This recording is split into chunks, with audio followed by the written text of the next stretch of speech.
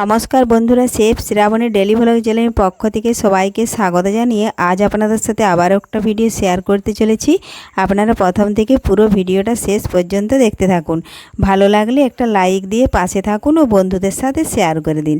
তো দেখুন বন্ধুরা, এখন বেজে গেছে প্রায় 9টা, আর আকাশটাও খুব একটা ভালো পরিষ্কার নয়। এজন্যই কিন্তু চাল ধোবো কি ধোবো না এই ভেবে কিন্তু অনেকটাই বেলা হয়ে গেছে। শেষ পর্যন্ত কিন্তু চালটা ভিজতে দিয়েই দিলাম, কারণ যদি জলটাও মরে থাকে তাহলেও কিন্তু অনেকটা এগিয়ে থাকবে। এই জন্যই দেখুন আমি হাঁড়ির মধ্যে চাল নিয়ে নিয়েছি, এখন পরিমাণ মতো জল দিয়ে দিলাম। আর অনেকটা বেলা হয়ে গেছে, এদিকে কিন্তু রান্নাটাও করে নিতে হবে তার সাথে। এই জন্য দেখুন আমি চালের মধ্যে জলটা দিয়েই কিন্তু ওদিকে ভাতটা বসিয়ে দেব। তার আগে যদি কোনো বন্ধু আমার চ্যানেলে নতুন হয়ে থাকেন, চ্যানেলটি সাবস্ক্রাইব করে বেল আইকন হলে সেট করে দিন সবার প্রথমে আমার এই মজার মজার ভিডিও পেতে। তো দেখুন বন্ধুরা, চাল কিন্তু আমি ভিজিয়ে দিয়েছি। এখন আমি বেশ কিছুক্ষণ একটু ভিজিয়ে নিই, তাহলে চালের গা থেকে কিন্তু নোংরা জলটা ভালোভাবে বেরিয়ে যায়। দেখুন এখানে ভাত বসিয়ে দিয়েছি, ভাতের জন্য জলটা গরম হতে হতে আমি এদিকে দেখুন চালটা ধুয়ে নিচ্ছি। এই দেখুন এই জল ঢেলে নিয়েছি, এবারে ভালোভাবে চালটা ধুয়ে নেব। ধুয়ে জলটা কিন্তু অন্য একটা বাটিতে আমি ফেলে দেব, ফেলে দিয়ে আর চালটা আমি হাঁড়ির মধ্যে ছেড়ে দেব। আর এই চালটা ধুয়ে হাঁড়ির মধ্যে দিয়ে কিন্তু আমি মুড়ির চালটা ধুয়ে নেব। এই দেখুন এইভাবে ভালোভাবে মাখতে মাখতে ধুলে কিন্তু চালের গায়ে নোংরা জলটা বেরিয়ে যায়। দেখুন চাল ধুয়ে নিয়েছি, এখন আমি হাঁড়ির মধ্যে চালটা ঢেলে দিচ্ছি। এই দেখুন ঢেলে দিয়েছি। এখন আমি হাঁড়ির মুখে ঢাকনাটা দিয়ে এদিকে ভাতটা হতে থাকবে, আর এদিকে আমি মুড়ির চালটা দেখুন হাত দিয়ে মেখে এদিকেও কিন্তু যে চালের গায়ে নোংরা জলটা আছে সেই নোংরা জলটা কিন্তু বের করে নিতে হবে, তাহলে মুড়িটা কিন্তু ভালো নয়। তো দেখুন আমি চালটা জল দিয়ে কিন্তু ভাতটা বসিয়ে দিতে গেছিলাম, তার মধ্যে যেটুকু ভিজেছে। আমি কিন্তু চাল বেশি ভিজাই না, কারণ মেঘের ওয়েদারটা কিন্তু আজকে খুব একটা ভালো নয়, খুব একটা রোদের তাপটা সেরকম নেই। এই জন্যই দেখুন আর না ভিজিয়ে আমি কিন্তু হাত দিয়ে মেখে মেখে দেখুন নোংরা জলটা বের করে নিচ্ছি, আর 2 থেকে 3 বার জলটা ধুয়ে আমি ফেলে দিচ্ছি।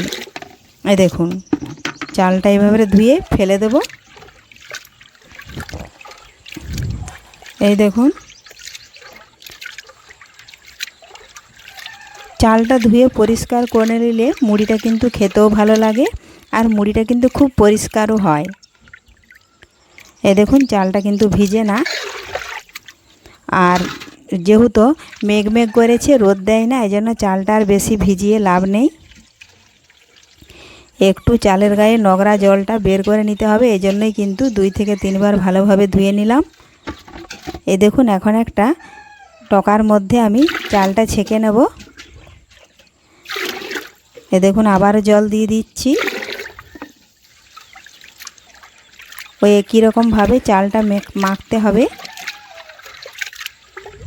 আর আমাদের বাড়িতে কিন্তু মুড়ি ভাজার জন্য চালটা রেডি করলে কিন্তু আমরা এইভাবেই চালটা ধুয়ে পরিষ্কার করে নিই। এই জন্যই কিন্তু বাড়ির ভাজা মুড়িটা খেতে বেশি ভালো লাগে।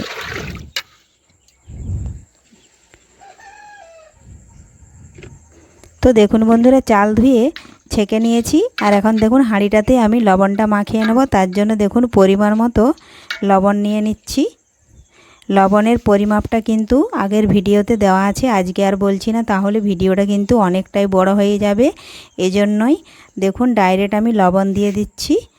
লবণ দিয়ে বেশ কিছুক্ষণ সময় নিয়ে মাখিয়ে চালের সাথে মিশিয়ে নিতে হবে। এই দেখুন ছোট্ট ছোট ভাগ করে আমি চালের পরিমাণ অনুযায়ী লবণটা দেব, তাহলে বেশিও হবে না আর কমও হবে না। এখন হাত দিয়ে ছড়িয়ে লবণটা আমি মাখিয়ে নিচ্ছি।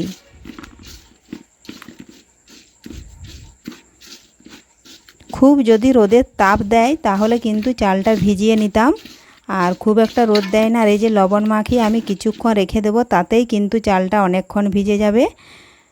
কারণ চালের সাথে লবণটা যখন মিশে যাবে তখন কিন্তু লবণটা গলে অনেকটাই জল হয়ে যাবে, আর ওই জলটা টেনে নেবে চালের সাথে, তখনই চালটা কিন্তু ভিজে যাবে। এই দেখুন লবণ মাখিয়ে বেশ কিছুক্ষণ রেখে দিয়েছিলাম। আর দেখুন ভাত এখনও হয় না, আমি চালটা আগে ছাদে কিন্তু মিলে দিচ্ছি, কারণ একেই ওয়েদারটা কিন্তু খুব একটা ভালো নয়, এই জন্য আগে ছাদে চালটা দিয়ে দিচ্ছি। কখনো রোদ কখনো মেঘ, এই যে এখন রোদ দেখা যাচ্ছে, একটু পরে আবার মেঘ চলে আসবে, এই জন্যই কিন্তু চালটাই আমি আগে দিলাম। এখন ভালোভাবে পাতলা করে চালটা দেখুন মিলে দিচ্ছি পুরো পলিথিনটাতে। আমি এখানে কালো পলিথিন নিয়েছি, আপনারা যে কোনো পলিথিনে নিলেই হবে।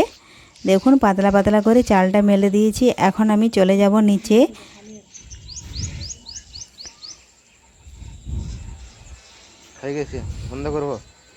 এই দেখুন হয়ে গেছে মেলা। কিছুক্ষণ পর কিন্তু আমি আবারও আসবো নিচে। দেখুন ভাত হয়ে গেছে। এখন আমি আজকে চিকেন রান্না হবে, তার জন্য দেখুন চিকেনটা আমি ভালোভাবে ধুয়ে নিয়েছি। আর চিকেনের সাথে কিছু উপকরণ দিলাম। প্রথমে দিলাম লেবু, এরপরে দিলাম আদা জিরে গোলমরিচ বাটা, রসুন বাটা, দিয়ে দিলাম পরিমাণ মতো হলুদ গুঁড়ো, আর দেব আমি পরিমাণ মতো লাল লঙ্কার গুঁড়ো। সমস্ত উপকরণ কিন্তু আজকে চিকেনের সাথে মাখিয়ে নিচ্ছি, কারণ তাহলে রান্নাটা তাড়াতাড়ি হবে, যেহেতু আমাকে আবারও ছাদ যেতে হবে চালটা মিলে দিতে। সবশেষে দিয়ে দিলাম দেখুন সামান্য পরিমাণে সাদা তেল ও স্বাদমতো লবণ। এখন আমি সমস্ত উপকরণ হাত দিয়ে বেশ কিছুক্ষণ সময় নিয়ে দেখুন চিকেনের সাথে মাখিয়ে মিশিয়ে নেব। এই দেখুন এইভাবে মাখিয়ে মিশিয়ে নিচ্ছি।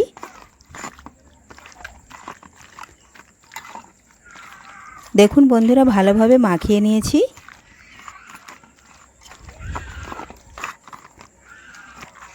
চিকেনের সাথে সমস্ত উপকরণ ভালোভাবে মিশে গেছে।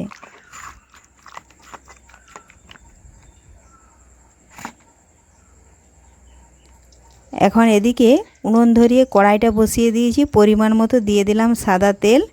সাদা তেল একটু ভালোভাবে গরম হয়ে গেলে দিয়ে দিলাম গোটা ফোড়ন, গরম মশলা, দারচিনি, এলাচ, 5 ফোড়ন, গোটা জিরে একটু ভেজে নিয়ে দিয়ে দিলাম পেঁয়াজ কুচি। পেঁয়াজটাও একটু লাল লাল করে ভেজে নেব। আর এদিকে দেখুন পেঁয়াজটা ভাজা হতে থাক। এদিকে কিন্তু মেঘও চলে আসছে। দেখুন আমি ছাদ চলে এসেছি।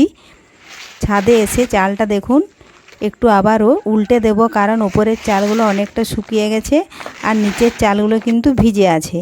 এজন্য একটু এইভাবে জড়ো করে মিলে দেব, তাহলে ওপরের চাল নিচে, নিচের চালগুলো কিন্তু ওপরে হয়ে যাবে, এক সমানভাবে চালটা জলটা মরে যাবে। এই দেখুন জড়ো করে নিয়েছি। এখন আবারও যেভাবে মেলেছিলাম ওইভাবেই কিন্তু পাতলা পাতলাভাবে দেখুন আমি মেলে দিচ্ছি।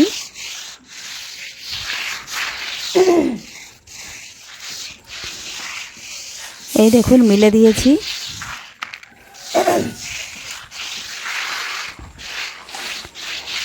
তাড়াতাড়ি মিলে দিয়ে চলে যাচ্ছি। ওধারে আমি পেঁয়াজটা ভাজতে দিয়ে এসেছি। জানি না মাংসটা যদি কেউ কড়ার মধ্যে দিয়ে থাকে তো হবে, না হলে মনে হয় পেঁয়াজটা খরে যাবে।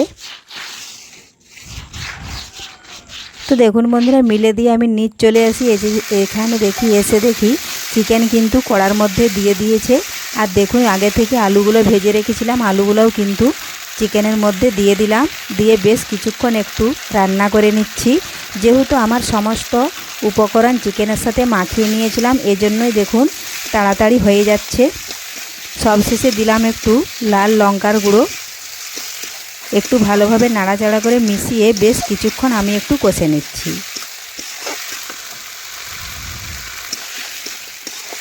তো দেখুন বন্ধুরা এইভাবে কষিয়ে একটু আমি সামান্য পরিমাণে জল দিয়ে দিলাম, আর জল দিয়ে আমি ঢাকা দিয়ে দেবো কিছুক্ষণের জন্য, তাহলে মাংস ভালোভাবে কষানো হয়ে যাবে। আর দেখুন ঢাকা দিয়ে আমি ছাদে এসেছি। ছাদে কিন্তু আবারও চালগুলো মিলে দিচ্ছি। এইভাবেই কিন্তু কাজগুলো করে নিতে হয় প্রত্যেকটা দিনের মাঝখানে। তো আজকের এই ভিডিওটা ভালো লাগলে লাইক শেয়ার কমেন্ট করতে অবশ্যই ভুলবেন না বন্ধুরা। ধন্যবাদ। ফিরে আসছি পরের